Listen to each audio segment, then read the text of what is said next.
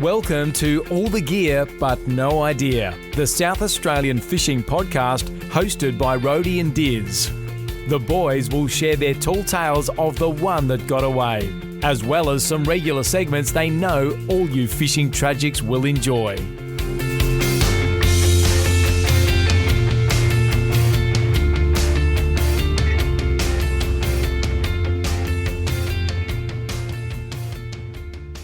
G'day guys and welcome to episode 152 of All the Gear But No Idea, the South Australian Fishing Podcast. We've got a huge guest, the man behind Crab.e.cam, Andy Burnell. We do this, and we've also got a lot of Christmas festivities to get through as well. We have. I love this little Christmas wrap-up. Is it a Christmas wrap-up? Yeah, it's officially Christmas, end of the year wrap-up. We won't record again till 2026 now. It's a bit scary, isn't it?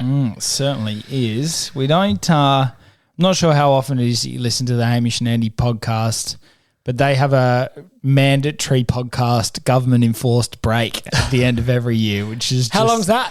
It's a long time. It's like 8 weeks or something. They give themselves a long break, but they're earning a fair bit of money, so they can afford a long break. I think they can.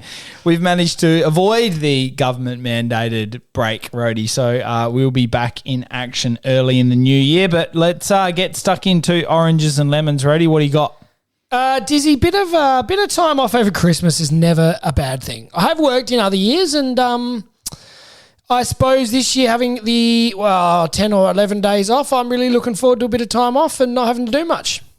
Might even fit some fishing in if I play my cards right. Yeah, mate. How good. How good. Hopefully the weather plays the game. Yeah, it looks pretty good, the early forecast. So fingers crossed we might see some tuna rock up soon. We'll touch on that a bit later on, Diz. Yeah, good call. All right, well, my orange is definitely going to be the Adelaide test. It was a great I didn't get in every day, but it was a great test. Good to see the Aussies win. Retains the earn, 3-zip. They're going for a whitewash. Pretty good on the South Australian front with our own Alex Carey tunning up. Yeah. And then scoring a 70-odd in the second dig, and Travis Head absolutely taking the mickey. Yeah. I was saying this at the cricket. Do you think there's anyone who more Australians would like to drink beers with than Travis Head? Do you see he became the better beer ambassador? He could walk into any pub and just get beers put on for nothing, I reckon, for the rest of his life. He does seem like a bloke that you'd absolutely love to have a frothy with. If we got rid of a Prime Minister and voted in a king, I reckon he'd win. He could. He certainly could. I've heard all sorts. It's Trav Ball. It's Travelade. It's the whole works, mate. He's absolutely famous. All right, what's your lemon, big guy? Well, my lemon is going to be that I had all the best intentions to get Ned into the cricket, but it just didn't happen that way, mate. Somehow the Paw Patrol movie took priority over the one time of year the test match is played at Adelaide Oval. So I think there's going to be a few stern words about that one next time. Oh, well, I took Lou on the last day and kept, after about 2 hours, I was like, she's going to be ready to go home. Kept waiting for her to say, let's go home, Dad, let's go home, Dad. 4.5 hours later, she pulled a stonker of a session. We stayed for the whole day. Absolute trooper. It was unbelievable. That's pretty epic. That is an epic effort. Well done, Lil. Rhodey, what else have we got on the merch, social media? No, you missed my lemon, mate, and it's a good one. Oh, sorry, I just skipped over that. Yeah, what is your lemon? Nipple chafe.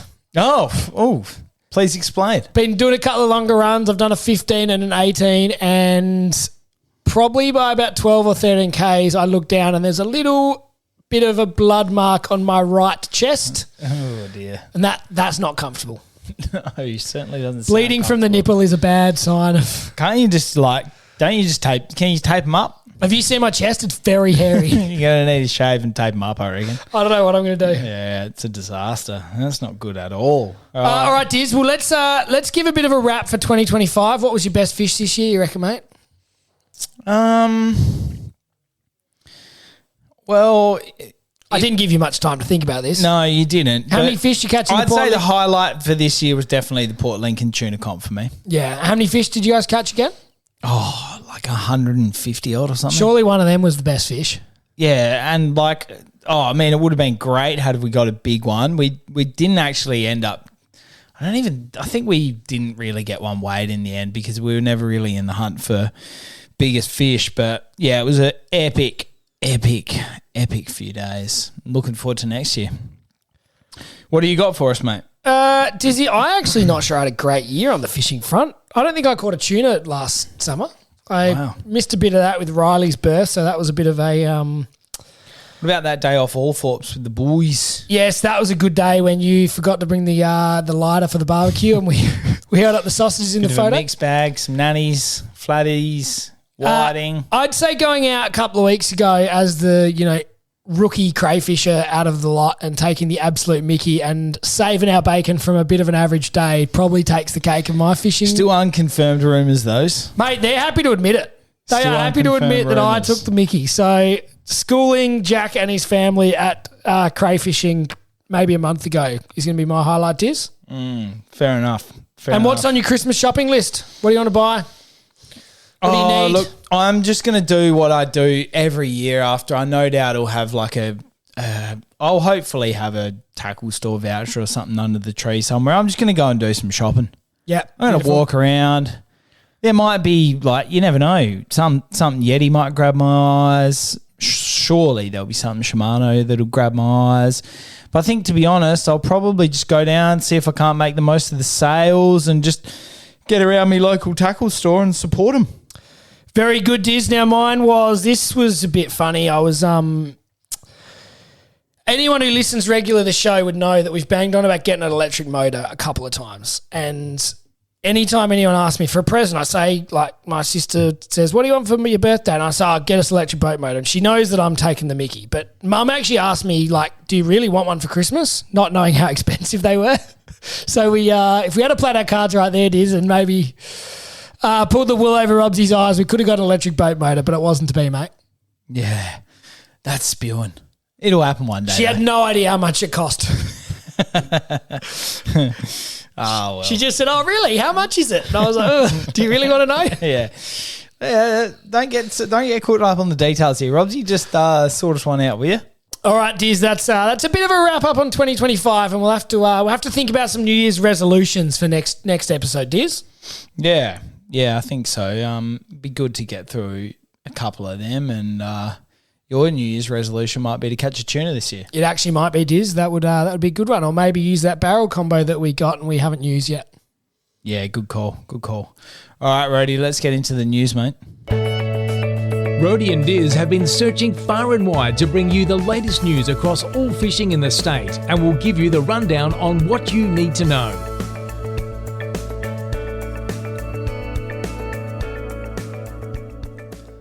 What do you got for us, mate? Dizzy, Algal Bloom numbers are looking pretty promising across the state overall. Yeah, it is. Although, did you see that footage of the shark? That's the only thing I did say. That great white shark at Island Beach was a bit of a downer, looked fairly crook, and I think Lucy was talking to someone at a Christmas show on the weekend who'd just been to Island Beach and said lots of dead fish. Right. And I think Emu Bay might be similar. So maybe the northern coast of Kangaroo Island might be where the issues are. Yeah, it's a tough one, isn't it? Because it, I guess Island Beach is just that classic spot where it could get trapped. Pretty stagnant really water, shallow. Although, yeah, I suppose, and probably an element too, I guess, is a fair bit of water flow coming out of the mouth of the channel there. Yeah. So I don't know, but yeah. And there keeps being little whispers of a few different spots on Spencer Gulf getting going, but that's never really eventuated from what I've seen. But if you know more than we do or you're over there on the scene, hit us up. We'd love to know what's happening with the algae. Fingers crossed it stays good. Yeah, good call. We'll keep a bit of a watching brief on that one, I think, Rody, but hopefully some more improved signs to come. But we'll keep you updated on the latest. Of course, just a reminder though, there's still plenty of great options. Yeah, look, let's be real. I think at one stage, even when it was bad, they said 70% of the coast was algal bloom free. It must be about 97% now. Yeah, it'd be a big percentage. Good call. All right, Rody, this was a welcomed email received by all rec fishers, the revised bag limits. Yeah, it's a good news piece here, Diz. So blue swimmer crabs and southern garfish in the Spencer Gulf fishing zone have returned to a full catch bag. So that's great news. I think it means that whiting and squid are the only ones on the Spencer Gulf side that remain limited at half the limit. So that's a good one, Diz. And in the other sort of part of the zone, so the Gulf of St. Vincent and Kangaroo Island, they have removed the precautionary restrictions on the following species, which include albacore. Interesting albacores included. How many albacore do you think, according to South Australia, is? Not a lot. I mean, maybe the old one down the bottom end. Yeah, Port Mac maybe, but not many. Anyway, Australian herring, barracuda, again, not many of them getting targeted. Mulloway, southern bluefin tuna will be a great one. Australian salmon and yellowtail kingfish will be a really good one too. Those species have all gone back to a full bag limit in the state. That temporary restriction has been lifted on those species in Gulf of St. Vincent and Kangaroo Island is. Happy days, Rhodey. Good news. Welcome news. Thanks for keeping us across it. All right, Diz, next one is the Let's Go Fishing competition, the third and final prize for Section 2 or, what was it, Category 2 or Period 2, whatever they were calling. Round 2, they're actually calling it, Diz, of the Let's Go Fishing fishing competition has been won. It was a $2,500 prize. And well done. I did have the name just here, Diz. You got it? Yeah, it was Michael Kuhnalpen. Michael from Kuhnalpen it was, Diz, if you... Oh, sorry. Michael from Kuhnalpen. That would have been a classic last name if it was Michael Kuhnalpen from Kuhnalpen. Could be. We don't have his last name. But it was a golden perch that travelled from Murray Bridge, where it was tagged by Wreckfish SA board member Lucas Weaver, and it was caught all the way down at Wellington. So that one travelled. And interestingly, there was another fish caught on the same day, but reported to Wreckfish slower than Michael. So there was hot competition on that third place prize. Wow, there you go. That's unbelievable. So we now stay tuned for round 3. So I think that might even be January, not sure on the dates. But anyway, that is round 2 done and dusted. They've still got some of those. It was $100 fish that they tagged in Lake Bonnie. Yes, yeah. $100 fish or something like that. Yeah, I love that. So that's still on offer, but all of the round 2 prizes have been snapped up and we're eagerly awaiting round 3, Diz. Yeah, it'll be good. We'll keep you across the winners, but that's another great reason to get out there and get around it because you never know what might be at the end of your line. It could be a prize-winning fish roadie. It certainly could be. Now, Diz, we also just got an email from Perza with a few reminders. So cockles remain open for bait only on Goolwa Beach. Yeah, I imagine there'd probably be a little bit less pressure down there because of that. I'm sure there's still people there that just go every year and they feel, get their quota if they can and get themselves catch themselves free bait. But definitely when we've been down there, there's still plenty of people go down there to catch them to eat them. You wonder though, Diz, whether there's a lot of people like us who haven't done as much whiting fishing in the last 12 months and maybe their bait stocks are still looking a bit healthier. True. It's a good point. I'll take that. But that's a good one, Diz. And also the Abalone Viral Ganglioneutritis remains in the southeast. That started 2024, so it's been going for a couple of years. They're encouraging everyone, or I think it's mandatory now, you have to check for weed, sand and water in all boats, fishing gear, dive gear, etc. They need to be thoroughly cleaned and dried to stop the spread of that virus into other areas. And they've got those signs all over the state, Diz. I reckon there was one over on Yorks, wasn't there? They normally sort of got them parked on the side of, a highway that you'd be going down, whether you're towing the boat or going down there fishing. Because I reckon I've seen one at Yorks. I also think maybe have I seen one, the Flurio? Yeah, somewhere? Not sure, but that's a timely reminder, Diz. Good call. All right, Rhodey, what's happening in the Murray cod world? That opens on, I want to say December 31, or it might actually open on the 1st of January. I think December 31 is the last day of the closed season. So New Year's Day, the cod season will be up and running, and we look forward to that. Yeah, that'll be good. I'm sure there'll be plenty of people that have a little camping trip booked or something for the first week of January or down there for New Year's or something like that. And then once that season is opened, get around it. Very good, Diz. That was a short but shiny news segment, I would call that. Yeah, well, look, people are just out there doing plenty of fishing, mate. All right, Diz, should we get into our tackle item of the week? Yes, we should.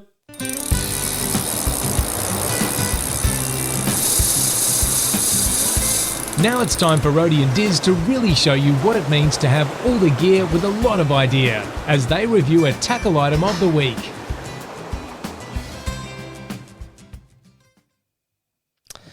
All right, Diz, what do you got for us today, mate?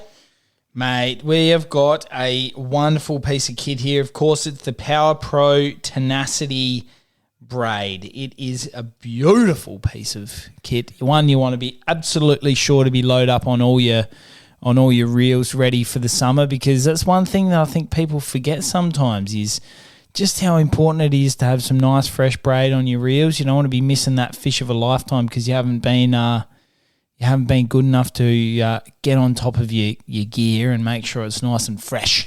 You don't want to do that at all, Diz. And we've got a spool of 6 pound and a spool of 10 pound, one in the electric blue, one in the orange. And we're going to put those on our whiting reels to keep them in the best possible nick, Diz. I'm really looking forward to that. Yeah, absolutely. I mean, you're going to come to expect the best from Power Pro. You're going to get great casting ability. You're going to get a great life out of it. It's going to be very visible because of their lovely colours. It's just a great piece of kit. And Dizzy, I put this one up on the social media the other day when I cracked open the box and started having a bit of a look. And I actually did a bit of Googling, Diz, because it's got 8 strands of Tenax fibres. So it's 8-strand braid. So the Tenax fibres, do you know what they are, mate? No. It's an ultra-high molecular weight polyethylene. Of course it is. So that makes the line resistant to fatigue and internal friction. Excellent strength to weight ratio, high abrasion resistance, and UV stable. You want it UV stable. So I like throwing around these big words, but this one I've actually looked up what the Tenax fibres mean. Well done. You should be proud of yourself there. And you can get this from 6 pound to 80 pound in various lengths. So it covers just about all your fishing possible options, mate. Another fantastic piece of kit. Get down to your local tackle store if you're due to freshen up the braid on your reels, then get around it. And if you're not, or you might have some line on there that's underperforming, then get around the Power Pro range because this is a brilliant piece of kit, Rody. Very good, Diz. Now, should we get into our guest of the week and get Mr. Crab.e.cam himself on the line? Can't wait to have a chat to him. Let's get him on the phone. Now it's time to get our guest on the line. We'll ask them the all-important 5 questions, then chat all things fishing in SA.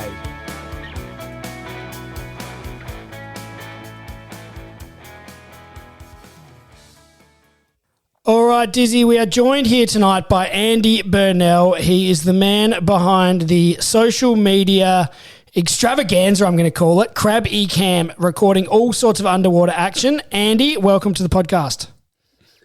Good evening. How are you? Thanks very much for having me.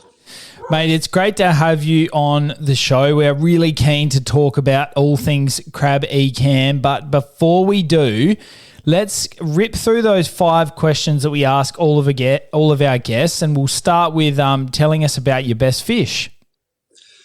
Yeah, I had a quick think about that. I think this one might be because I'm reminded of it. Got a gyotaku on the wall. Now, gyotaku is the Japanese fish print, where you print the actual fish that you caught. But the fish itself was a bluefin trevally. When I was younger, I was lucky. I lived in Hawaii for about 15 years, and so I used to do a bit of spearfishing. And over there, you know, one of the things you really want to get is what they call an ulua, which is a trevally that's about 10 pounds, 5 kilos or so. And even better if you can get it with a 3-prong. A 3-prong is a hand spear, right? Not a spear gun, just a hand spear. So if you can get it with a 3-prong, even better. And so I spent years over there free diving because I love that, you know, from my stuff that I love being in the water. And then eventually I poked my head into what they would call an ulua house, or a little hole, usually with multiple exits where the ulua hang out. And I saw a nice bluefin trevally, and I was able to just stone it with a 3-prong. You know, if you've done any spearfishing, you just know that nice feeling when you hit them and they don't even twitch. You know, you've got one of the prongs right in the head, and that's it. They're stoned. They're out. So that was really, really satisfying. And I took it to a friend who's a great gyotaku artist over there, and he made a print of it for me. So I still have that on the wall because I really like that Gyotaku art of the printing the fish. Yeah, I've seen a bit of that. It's quite cool how they do that, isn't it? Can you just tell the listeners how it works? Yeah, it's super cool. Traditionally in Japan, it would have been done vertically with rice paper and black ink, and it's literally like a trophy mount for a hunter. If you caught a great fish, you'd put the ink on it, you'd whack the paper on top, you'd print it, and then you'd wash the ink off and eat the fish. But then in recent years, and a lot of it started in Hawaii, I think, because there's a lot of Japanese population that lives there. But they started making more of an art for it and, just doing it for art's sake. But same with my fish, it was printed, but then I got to eat it as well. And not only do they just print it with the black ink to give the outlines and things, then they go in later afterwards and put some colour washes and things through it to make it look alive and give it its real colours. So in my case, the bluefin trevally is an awesome fish with bright blue spots and blue fins.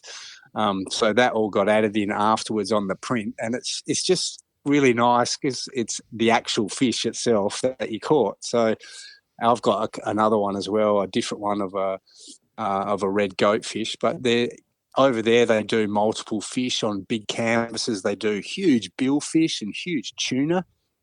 And they make these massive artworks that can go on the walls of seafood restaurants and things like that. If it's something you can do yourself, actually.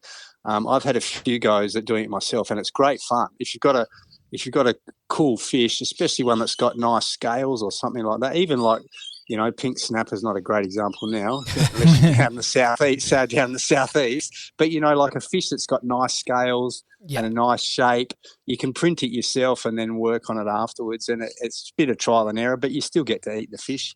If people are interested, they should just Google Gyotaku. That's Gyotaku, Gyotaku, and it literally means fish printing in Japanese. Gyo is fish printing. So. Very good. We might give that one a go, Diz. Now, Andy, tell us your favourite thing about fishing. My favourite thing about fishing, for me, I'm a kind of a low-key fisherman, as you might have seen from Crab.e.cam. But for me, the best thing about fishing is the same thing that I get out of hunting, and I also get out of things like chopping firewood. I just enjoy stuff that I feel is really real and connects me to nature and connects me to my food as well. So there's nothing better for me in my mind of, catching some of your own food, and I don't mind. I do a bit of shooting too. I'll shoot goats and eat them, and it's the same thing. I'm like, it's a caveman, if you like. I think it's human instinct or some of us anyway. And the same when I've got a big pile of firewood cut up, and it's stashed there. It feels like money in the bank, and I know I'm going to be warm through the winter, and I can burn it. And that's what people have done since caveman days, So I really enjoy that about fishing. For me, it's it's sort of about it's foraging, it's getting your own food. Yeah, awesome. That's brilliant, mate. Now, what about your first fishing memory, or how did you get into it? I reckon I'm like most people. I got into it because my dad was a super keen fisherman, so we had no choice. As little kids, we were fishing, and I was trying to think, I've got memories from all over, but he had contacts down with a commercial fisher who had a shack down near the mouth of the River Murray on the other side of the mouth, that little spot called Barker's Knoll there. And we used to go down there as little kids, and we had the most amazing fishing adventures. We would go spotlighting for flounder in the shallows. We used to run nets back in the days when recos had nets. We would run nets for mullet. And the kids would often get the job afterwards of sitting there for hours picking weed and stuff out of the net, cleaning the net, or you'd catch way too many fish that we'd all have to clean. And there was also, I remember, there was an old motorbike down there at one point, and it used to have a sidecar, and we'd drive along on the sand on that old thing and then go fish for mulloway down at the mouth. So I just had amazing fishing memories from huge mulloway to floundering, to mullet. It was all good fun. So, and that was my childhood memories of fishing. So, very good. Now, Andy, what is your favourite sort of fishing and why? I've probably led you on to it already by telling you what I like about fishing, but and from Crab.e.cam, I don't have I've spent a lot of time working on boats and things, but I don't have my own boat.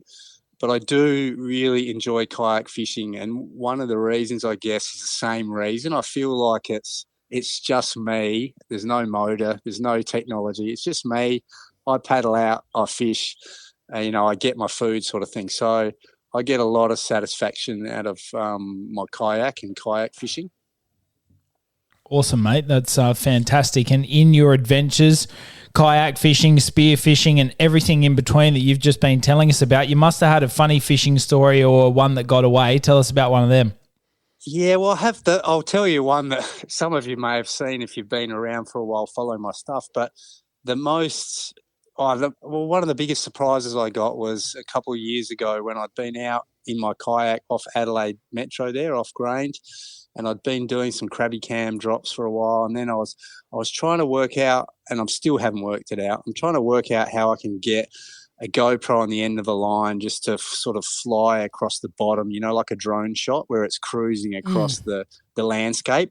But it's so difficult to get it steady, to stop it spinning, to stop it bouncing as the boat moves on the waves or the kayak moves on the waves and all that. So I've tried all sorts of things, and it's a fun thing. I keep trying, but I've never got it right.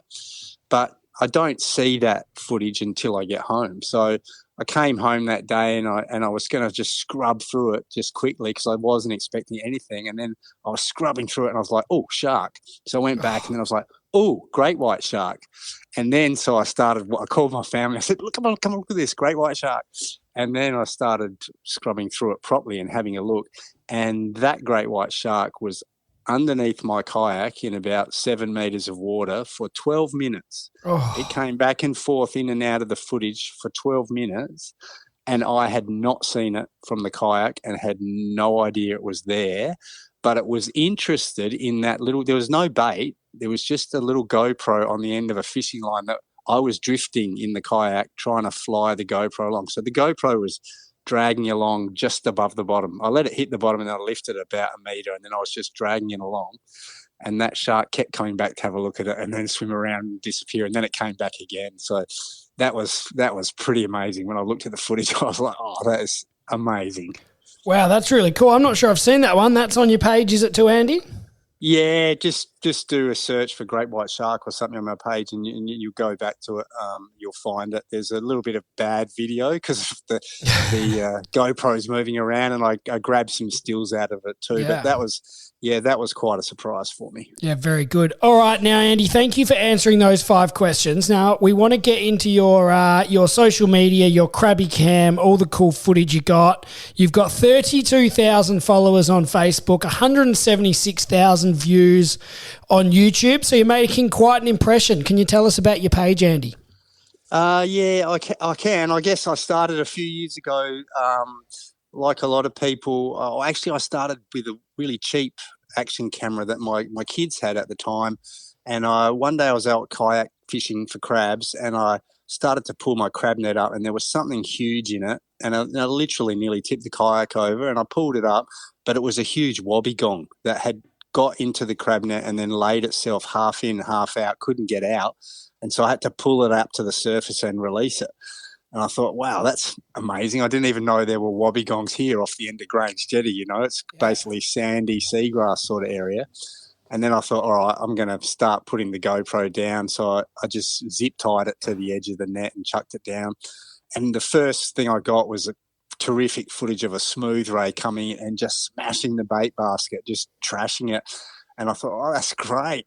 And then so from that point, I was off down this wild rabbit hole, and I've been on the journey ever since. So I was like, this is good, but it's not good enough. The footage is not good enough. I need the camera a bit further away and a bit higher up, and I need a better camera. So I got a GoPro and whatever.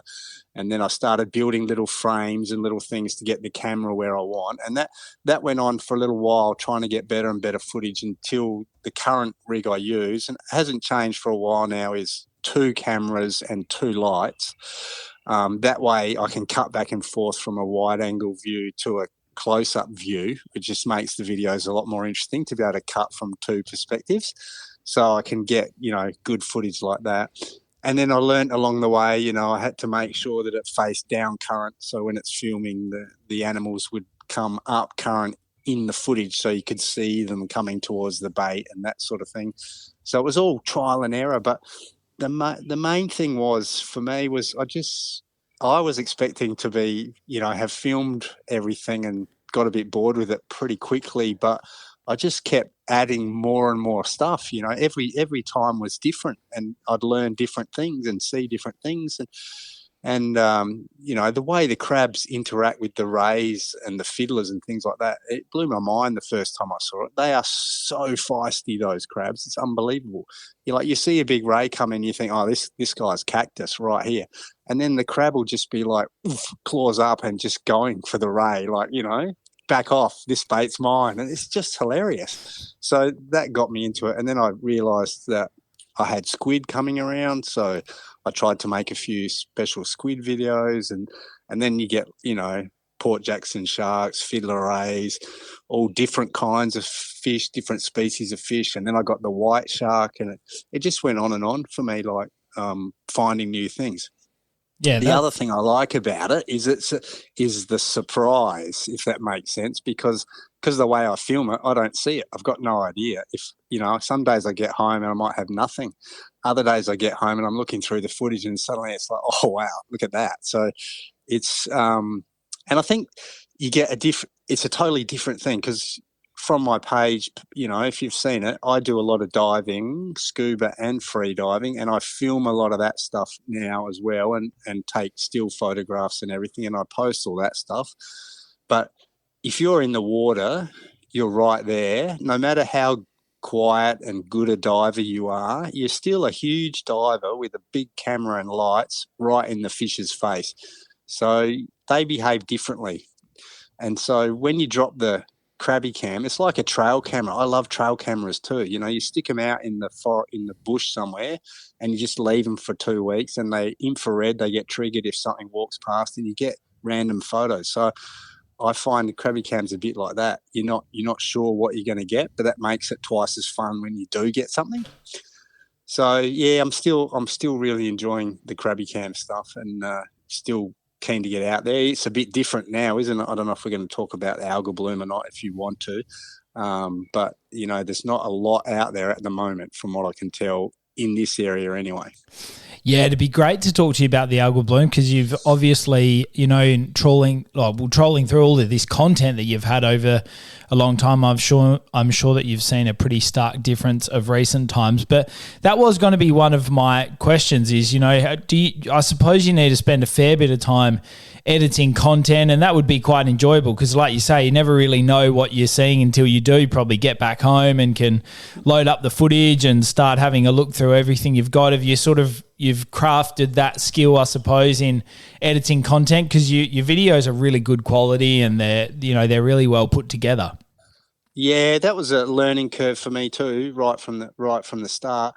You know, the first ones I did weren't so good, and I shared them with a few friends, and they're like, "Oh, this is cool, and you should share it somewhere else." And I think actually the way Crab.e.cam started was I posted in a local Facebook group, you know, for the postcode down here, Henley Grange, and someone from the ABC saw that post on the Facebook group, and they're like, "Oh, that's cool." So ABC News did a story on it, and through their Facebook and stuff like that, and put some of the footage up, and that got 15 million views. Oh wow. I think it was their most popular video for the year that went up. It was ridiculous how many views it got. Wow. Because it was kind of random, and, you know, the crabs were misbehaving in front of the camera, and people were getting a kick out of just seeing it. Even the way crabs swim, you know, people think they're kind of just mooching around on the bottom, scavenging, and they don't do much. But if you watch them in the video for a while, they're incredibly good swimmers. They'll come speeding up current towards the smell of the bait, like about a metre above the bottom, just flat out, and they'll come zooming in and then crash land on the bait and get into it. And I've seen them, you know, they'll have a go at fish. You know, they'll leap up and try and grab fish, and they'll do all this. I think they're a much more active predator than most people think they are. I think most people think they're just moochy scavengers, but I think they're actually, with those long arms and big claws and fast swimming, I've seen them chasing fish around in the water. They're pretty active predator. So. Very good. Now, Andy, you've told us about a bit of free diving, a bit of scuba. You've got a nice camera that you shared recently. You're pretty into that side of things as well? Yeah, I am. And again, at first I was happy. I've been really happy with the GoPro all along, and I still do a lot with GoPro. I find for free diving especially, it's fantastic because it's light and small. I mean, the way I rig it with 2 lights and handles and stuff, it's not so small. But there's probably 3 things I'd say to people if you want to get good GoPro footage. There's 3 things you need to do. One is, good footage, proper quality footage is very stable. It pans properly, it moves, it's no shaking in good quality footage. So you need 2 handles, or you need a proper handle rig on the GoPro so you can hold it with 2 hands and lock it in. You hold it on one little hand or on one arm, you're not going to get stable enough footage. So that's one thing. Another thing is underwater, you need light. You really need light. If you want to get the colours and, make it look half decent, you're going to have light. And the other is wide angle lens. Now, GoPro is a wide angle, but I use another wide angle lens on the front of that. What that means is, in simple terms, is you can be really close to the subject and get a huge field of view. So rather than filming through 6 feet of water to a fish that's 6 feet away, all that water will sort of take a bit of quality out of your footage, right? Because it's going to slightly blur the image and there's particles in the water and all that sort of thing. Whereas with the really wide lens, you might be able to get right up like a foot away from that fish and still film it, and it looks like it's 6 feet away. You've still got everything all around it and everything, but the fish is clear and colourful. So that was always my thing, actually, with Crab.e.cam and with diving, was to try and make my footage better, make it more interesting, make it, just better. If you're gonna take photos and videos, you want to make them good. I reckon you've got to try at least anyway. Yes, very good. You certainly do a lot better job than when I go out diving with my little GoPro and, as you say, shake around and get distracted and give everyone a bit of a headache when they're trying to watch the footage and they're getting a bit dizzy and all that. So you certainly do a great job of that, Andy. Yeah, you gotta just do your shots, and then you got to edit them together later. So there's a transition, Yes. So you've got a nice stable footage of a fish or whatever you're looking at, and then transition to another clip of something else, but not wave the camera from side to side or wiggle it around. But I get it. You jump in with the GoPro, you have good fun, you get a bit of footage. For me, it's more like it's a hobby, right? I get so much out of it. I get to go out for a dive. I get to film it. Then later on, I get to muck around and do the editing and all that sort of stuff. So it's a win-win for me. It gives me stuff to do in the evenings as well as when I'm out on the weekends or whatever. Now, Andy, when you are taking out the particularly the Crab.e.cam, the GoPro and the crab net, tell us, does that distract you from actually catching fish yourself? Do you spend more time like messing around with the position of the net and which way the camera's facing? Do you catch less fish with your line or your crab net when you are filming? Yeah, I think so. It depends how I do it. Sometimes if I'm really, if I'm wanting to catch a bunch of crabs, I'll treat it like a crab net and I'll drop it with a float, and then I'll drift off, and then I'll drop a couple of hoop nets, and then I'll paddle back up and then drift down with a squid jig. While I'm drifting in my kayak, I'll squid, and then I'll pull my crab nets and whatever, and I can kind of ignore the Crab.e.cam in that regard. But other times, if I'm just anchored up and I'm just filming, like the other day I went out, and as I said at the time, I was like, I didn't actually bring anything back, and I wasn't all that interested in fishing, but I did want to go out and see what was there and what I could film. Yeah, awesome. Sounds good. Now, you mentioned this earlier, Andy, the Algal Bloom. Give us your take, mate. Have you been out there to capture as much footage as you can? Have you been staying away from being on the water? What are you seeing on the ground or on the ocean? I haven't been staying away. at all. We do less diving and less fishing in kayaks in winter anyway, so it's a quiet time winter. But I got straight into. I like to walk my dog on the beach. I do it just about every day, and I continued doing that all through the bloom. And I ended up, for my own benefit, I felt like I had to do something. So I'm one of those people that has been photographing and counting the dead stuff that's washed up for months now, and adding it into the iNaturalist citizen science project where people can put what they get in. And I was like, I made a movie at the beginning of this when I was walking on the beach talking to the camera, and I never shared it. But it's not good content watching grown men cry. It's just not good. So it was brutal. I think it's been brutal for all of us that are tied to the ocean very closely. I mean, the ocean it's what I live for, basically. I love my family and all that stuff too, but the ocean has always been a big thing for me. So it's been very difficult. I think I'm out of that now. A lot of people, I think I was in a fairly heavy bit of grief for a while there about this, and just disbelief, just absolute disbelief that this could happen to us here. These sort of things always seem to be something that happened somewhere else. And, we're in South Australia, we're on the bottom of Australia, we're miles away from everywhere and everything, and we've got nice, pristine, cold waters. This shouldn't be happening here. So that took a bit of a while to get past. But since I've had, since weather's improved a bit, and then I have started diving again. Recently, I did a couple of free dives at Second Valley and Aldinga, and I came out really hopeful, like really excited, because there was a lot more there than I expected. So I think it's a bit patchy, but I'm really hoping that from what I've seen that we're going to get some recovery and that sort of thing. It's also really, from a fisherman's perspective, it's quite interesting, isn't it, how it's affected different species so differently over time. Obviously, there's a group of fish, which includes particularly the leather jackets, the cowfish, the puffers, all those fish that have a very small gill opening, like a tiny slot in the side of their head, which is a gill opening. A lot of those fish have suffered incredibly and have washed up in their millions, literally. They are very susceptible to the bloom.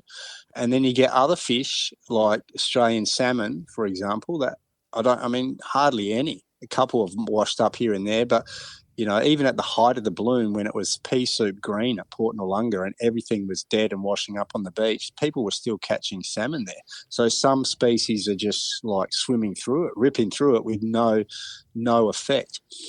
And I think, and this is not my work, but from what I've read and understood, it's basically around that morphology or the shape of the gills. If the gills have restricted flow through them, once the algae gets in there and the toxin starts to aggravate the gills, they produce a lot of mucus and they get more aggravated and so on. And the fish can't clear their gills. They end up suffocating and getting toxic effects from absorbing too much of the toxin. Whereas other fish hardly wash up. Like, there's not many whiting for me. I mean, I've been counting the beaches for months. Not many King George whiting have washed up. No, almost no Australian salmon, no yellow-eyed mullet. Most of the fish with a reasonable swimming speed and a larger mouth and gill plate, like regular fish gill plates that can open quite wide and let water flow through there, they've done all right. But a lot of the other species have not. And, of course, the fish are just one thing. That's what I'm kind of more interested in, and what a lot of you guys are interested in too. But the flip side of that is we know that a lot of the other stuff that's important to the whole food chain has taken a hammering as well. A lot of the shellfish, a lot of the sponges, a lot of all that sort of stuff, the small things, the worms that live in the sand, all the little cockles and things, all those sort of things are taken a hammering as well. And then there's like the question of squid. Squid's the interesting one for me because, and maybe someone can can call you guys and tell you I'm wrong, but I have not heard of anyone catching or seeing a squid in Gulf St Vincent for the last 6 months. No, well, I know the pro squidder at Cape Jarvis hasn't caught one since Easter. Yep, and that's I've posted about this a few times. Like, has anyone seen a squid or caught a squid? And it's just been a deadly silence, you know. So there's a bit going on there. I think we know that a lot of cuttlefish and octopus washed up. They did so very early on in the bloom. You know, there were heaps of ockies and cuttleys washing up down at Victor Harbour around when the bloom first started. And I found cuttlefish and ockies all along the beach here in the metro as well, but not squid. But I think the cephalopods, so all of the cephalopods, cuttlefish, squid and octopus, they're all probably pretty susceptible to this bloom. But either the squid didn't wash up much because they're not buoyant, you know, and they're soft and yummy and were eaten by other things, or they moved and they're quite capable of moving. And I think, you know, who knows, but the fishing has been pretty great recently around the other side of Yorks. I think everyone's been saying that the whiting fishing and that sort of stuff has been pretty great. So I think definitely some fish stocks moved. I did a dive at Second Valley a month and a half ago, and I've never seen, and there's a video on my site, but I've never seen the number of leather jackets ever that I saw in that video. And there were clouds. The water was thick with them, and I've never seen them there like that before the bloom, and I haven't seen them since either when I've been back. But to me, that meant that they were moving. Those fish were moving. They were like if the bloom was, because the bloom has slowly moved around Gulf St Vincent. It started coming in through Backstairs Passage, smashed into Edithburgh and the foot of the Yorks, and then it slowly rotated around because we have a slight rotational water movement in the GSV. So, and then it came to Adelaide, you know, May, June or whatever. It took a while to get around there, and then it's gone back down and around, and hopefully, well, it looks like it's clearing out a bit now. Things are improving up here now. But, yeah, I reckon, you know, did the squid all just bail? Did they move out ahead of the bloom? I've also heard someone told me the other day, actually, that some of the commercial netters that were still netting at the top of the Gulf got some unbelievable catches as the bloom came in and started to move up. So as it came in and hit Edithburgh and then moved slowly up the western side of Yorks, it was fish were moving in front of it. And so I think there's definitely some truth in that. Yeah, so some of the netters just were, you know, they set the nets and just couldn't even pull them in. There were so many fish because fish were moving in front of the bloom front as it moved around. So, you know, I take to me that's I think that, you know, it's devastating all the stuff that couldn't move that's been hammered, but I also take it that I think some things were able to move and shift around, and I'm hoping that plays out again when conditions are good back here, that things will shift around again and move back, and we'll see those things in our local Gulf again. Now, very quickly, Andy, great that you're seeing some improvement in things when you have been out diving. But one thing I did want to ask, you talked about certain fish or animal species being buoyant, and then they tend to be the ones that wash up on the sea.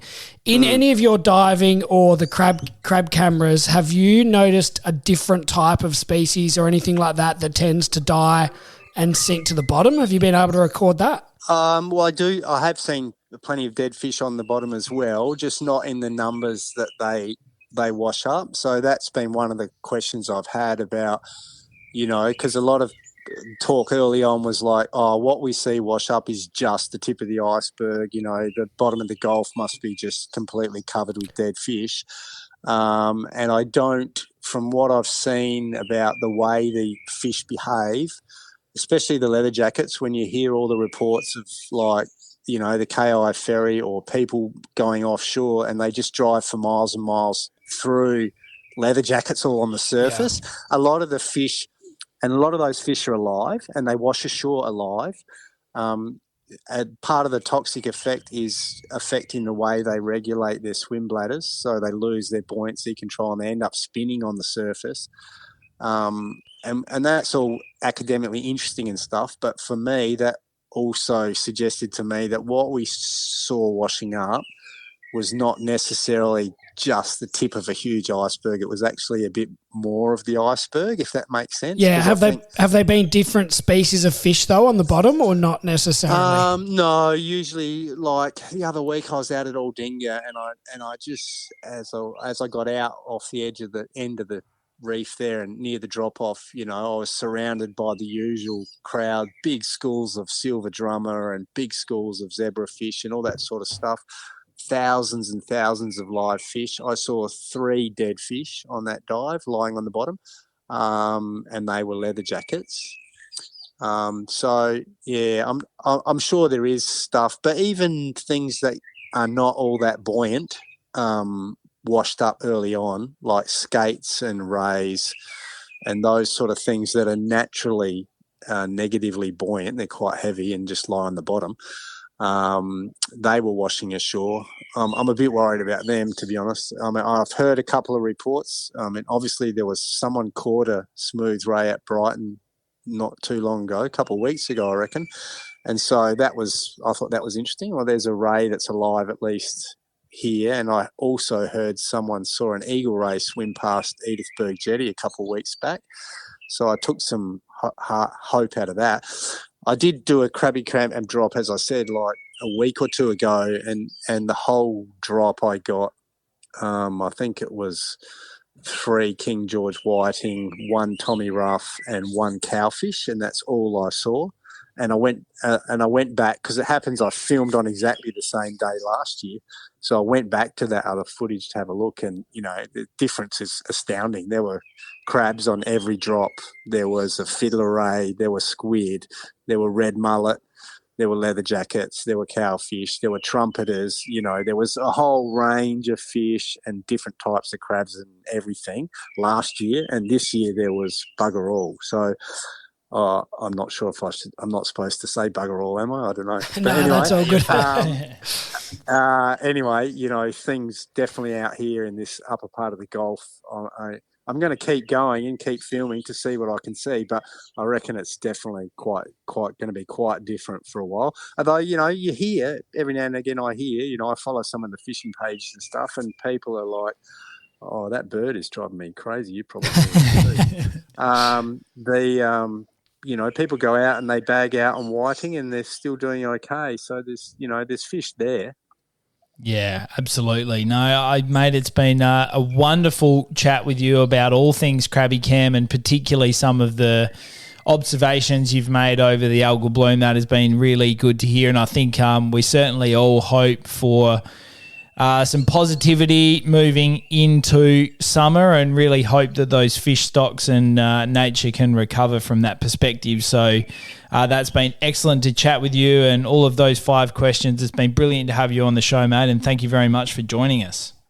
Oh, absolutely. I'm like most people. I'm quite happy to talk about fishing, and I'm very happy to talk about Crab.e.cam or any underwater stuff. I just love it. I totally love it. So it's one of my favourite things to talk about. So I appreciate the opportunity.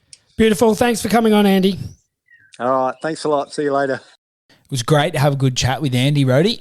Dizzy, he's become a bit of a social media sensation over the last couple of years, hasn't he? He certainly has, and I've been really loving keeping up to date with some of his latest and greatest, because he's got some spectacular content, and he's also keeping us across where the areas that are healing from the algal bloom. And seeing some of his content, he's obviously very good behind the camera, because he has some really high-quality shots. It's actually, Dizzy, I should have mentioned this when we were chatting with Andy, but someone said to me, I think it was yesterday, said, I follow this guy on social media, like it sounds like things are getting a bit better with the algal bloom. His name's Crab.e.cam. And I was like, oh, funny you say that, like we're about to have him on the podcast. And I said to him, he's become a bit of a, you remember Anthony Rowland, Diz? Who was that guy? We had him on, did we have him on the podcast? No, we chatted to him a bit. But he became almost the unofficial, like, eyes on the scene man for the early podcast down in Victor Harbour, and it feels like as time's gone on, that mantle has sort of been passed on to Andy, Mr. Crab.e.cam. Interesting, but he does do a good job. The unsung heroes of the algal bloom. Yeah, good call. All right, Dizzy, that was a really good chat, and let's get into the fishing report. Rhodey and Diz have been out on the water to bring you the news about where they're biting. Now it's time for the fishing report.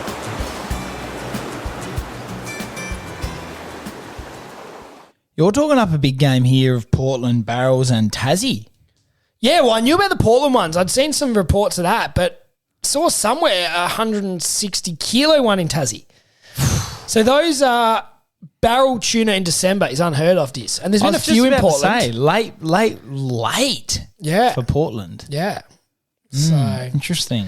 I saw a bit of that on the socials, Diz, and this is legitimately just popped up on the York Peninsula Country Times, Diz. It is a photo of a mysterious visitor. It says this fish, believed to be a blue or a black marlin, was photographed from Moonta jetty by Scott James. Wow. 8 a.m. on Wednesday, December 17th, as the fish swam slowly up and down.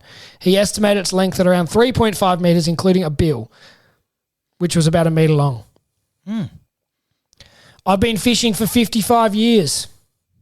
The colour of it was really dark blue or purple. It was just so beautiful to see it in the water, turning up and going up and back. So that's interesting, Diz. A spokesperson from the South Australian Museum said that marlin occasionally recorded in South Australian waters. Identifying them, especially juveniles, could be difficult even from captured specimens. They do all look a bit similar, and that's why we do get these billfish. Remember there was one on KI recently, and there's always a lot of, is it this, is it that? Particularly for us South Australians that don't see a lot of them. Was there one in the Glenelg Marina at some point? Sounds right. We do get these weird things turn up from time to time. I know they're there was unusual, a but they're bluefin. certainly not unheard of. I know there was a bluefin at some point, I think, filmed in the Glenelg Marina, and it just happened to be that year where they were getting heaps of them off O'Sully's and that sort of thing. So I could believe that one. Yeah. But love those stories about those weird and wonderful captures, photos, And videos. we do love them. Now, what about the talking about tuna? They're thick over on the Eyre Peninsula. Would that be fair? Well, it certainly seems to be the case. There's a lot of people that have reported being over there and seeing them in really great numbers and catching plenty of them. So we're absolutely thrilled for that. It's wonderful news and very exciting for hopefully an amazing summer to come. So you'd think they're not far away from the southern end of Yorks, maybe even the Flurio. Yeah, you'd have to think so. I'm sure there's a few breakaway packs that get ahead of the pack. I have heard a few go out trawling off Victor and haven't found any yet. But that's not just, they could be not there today and they could be here by tomorrow. So I would think that'd be pretty close. Yeah, good call. We'll certainly keep our eyes and ears close on that one, and I'm sure everyone, particularly at this time of year, and seeing is that there'll be a lot of very happy people if they get on the end of a tuna, given all the chat about the Algal Bloom, etc., they'll be doing the rounds on Facebook. So we can't wait to see some of those captures, and I'm sure everyone's going to have a great time out there on the water over summer. Certainly will, Diz. Talking about summer. Summer means crabs, and they're pretty good by the sounds. Yeah, I've also heard they're in really good numbers. Heard plenty of people really not having any difficulty at all getting their limit. And again, that's another one that people just love catching crabs at this time of year, don't they? And good-sized crabs all across the York Peninsula by the sounds. Yeah, it sounds like it. Even Metro a bit as well, I think. So obviously don't seem to be affected. I know that I think this is right to say that crabs sort of go out to deeper water during the, not the really high months where they catch heaps of them with an R in it. Yeah, that sounds about right, Diz, because you do see the pro crab about a bit still, don't you? Yeah, so I think he or she, whoever the crab fishermen's are, but they'd know where they go. But it's always good to have a plate of crabs at this time of year, Rhodey. And Dizzy, crayfish going well too. I've seen a couple of people being out diving on Yorks, Althorpes and Marion Bay sort of way, and getting their bag of crayfish diving. And down in the southeast, I think the photo I saw was Potts, but I'm sure you can get them diving down there too, Diz, which we know. Did you see that one of, I think it was it DC that we had on the after he won? I did too. That was over at Port Lincoln. Yeah, you're right. That was massive. He had it sitting on a scuba tank, and it looked as big as the tank. That's a genuine tractor, that one. I did see that photo. You're right. Yeah, huge. Yeah, and it's the time of year to go and get your crayfish. Plenty of people love seafood and crayfish and things over Christmas, so it's a great time to get into it, Diz.